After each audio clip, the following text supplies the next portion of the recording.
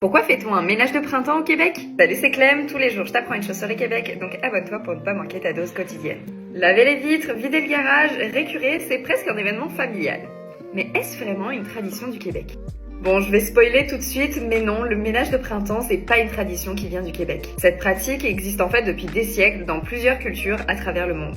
Par exemple, chez les Perses, le Khan Tekani, qui se prononce probablement d'une autre façon, qui veut dire secouer la maison, se fait avant le nouvel an iranien autour du 21 mars. Dans la tradition juive, on fait un ménage minutieux avant Pâques pour retirer toute trace de levain. Et même dans l'Angleterre victorienne, le printemps était le moment idéal pour récurer, nettoyer, une fois le chauffage au charbon terminé. Au Québec, ce qui rend ça particulier, c'est l'intensité et la portée collective de cette habitude. Pourquoi ça ?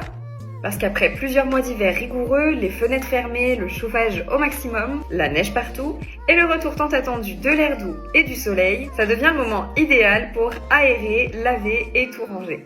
Ça peut aussi remonter de l'époque où les maisons étaient chauffées au charbon ou au bois, lorsque les murs et les rideaux étaient littéralement noircis par la suie. Dès que la neige fond, on a tout de suite envie de se nettoyer de l'hiver, ça devient alors presque un réflexe. Mais ça va plus loin que seulement la maison.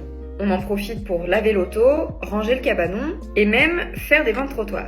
Et les villes aussi se prêtent au jeu. Montréal par exemple met notamment en place un programme de nettoyage printanier chaque année. Et toi, est-ce que t'as déjà prévu ton nettoyage de printemps? Dis-le moi en commentaire.